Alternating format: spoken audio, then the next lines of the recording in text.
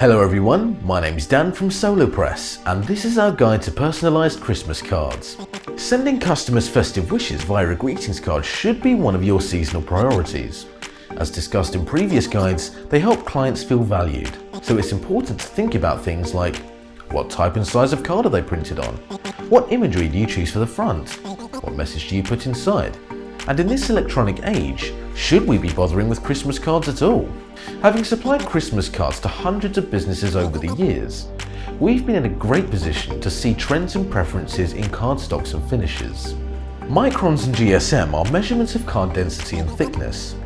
To ensure that your card can support itself, look for a paper stock that's more than 300 microns thick or 350 GSM or thicker. Two paper stocks that will be familiar to most people are silk and pulp. Silk is a good budget option with a clean and precise look and feel, but pulp by contrast offers an unfinished feel that's easy to write on. But there are loads more types of specialised stock that you can wow your clients with. A matte laminated finish gives the card a pleasing, almost soft touch feel, making the card feel luxurious. By contrast, a gloss laminated finish coats the card with a reflective layer that feels brighter and more fun, but thankfully doesn't reflect too much to allow for easy readability. This is craft, which is totally different to the other stocks we've just mentioned. It looks very organic and rustic and a little bit rough, and it's perfect for a brand with an ecological or artisan theme. Our two textured stock options, tweed and dotted, give your card an interesting feel under the fingers. If you're in the clothing industry, you might pick tweed or dotted textured card to mimic the feel of a fabric. Our Spot UV option allows you to add a shiny gloss print layer onto certain elements of the design. As you can see here, we've only added it to the logo. It adds a physical layer onto the card, which is also tactile. But if you want to increase your design details, we also offer a similar finishing option as Spot UV, except with foiling. Here we have highly reflective gold and silver foiled cards. Another important decision is the size of the card that you wish to send. To reduce waste and allow for standard envelope sizes, we use metric dimensions for our cards. This is an A5 Christmas card, but we offer anything from A6 to DL stock.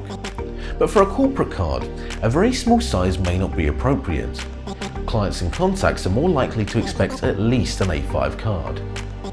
The imagery you use should be chosen carefully, and it should certainly be around Christmas, but you may wish to avoid overtly religious imagery, such as this.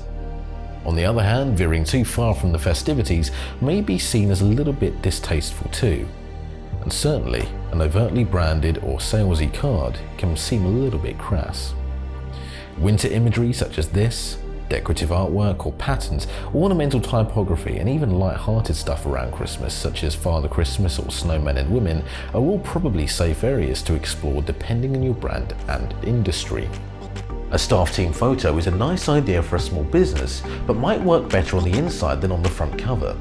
And if you're considering this approach, maybe think about a landscape card. Once inside the card, there's the message to think about, but that's an easy one. A nice simple line wishing your recipient all the best from you and your team never fails. Should you handwrite your cards or not? A handwritten card is a lovely personal gesture, but of course, not all business owners have the time to do this. If you don't have time to sign them all, a scanned version of your signature is an improvement over printed text. For commercially sold cards, the bottom of the back page is usually the place to put things like the barcode and the price code, but for a corporate card that's not for resale, your logo printed in the centre at a sensible size works well as well. But you can also use this space to credit the designer or photographer whose work is on the front of the card. So when should you order and send your bespoke Christmas cards? Think of when you'd like your recipient to get their card and then work backwards. Factor in delivery to your recipients as well as production turnaround time and allow for delays in delivery. SoloPress can produce Christmas cards in as little as 1 day for standard finishes, though special finishes may take longer. We also offer savings on jobs that allow for longer turnaround times, so ordering well in advance could cut your costs. We start to see a climb in Christmas card orders from around 100 a week in mid-October to almost 1,000 in the first week of December, so that gives you a good indication of when people are ordering their cards. What's wrong with sending season's greetings by mail? 44% of the people we surveyed did not agree that an email was a valid substitute for a card from a business, so that's a sizable chunk of your audience that appreciate the effort over an email. It's worth remembering that almost all traditional mail is opened at 92%, so the vast majority will see your card if you send it. What other Christmas stuff should you be looking at? Planning on sending out personal gifts? We offer personalised wrapping paper and ribbon, so your clients will know exactly which company sent them their Christmas present. For retailers, 46% of the shoppers that we surveyed felt that a free wrapping service would make them more likely to make a purchase, so providing custom printed paper could win their business. A bespoke card is welcomed, even expected by your contacts this Christmas, so treat them to a well thought out, high quality card with a heartfelt message.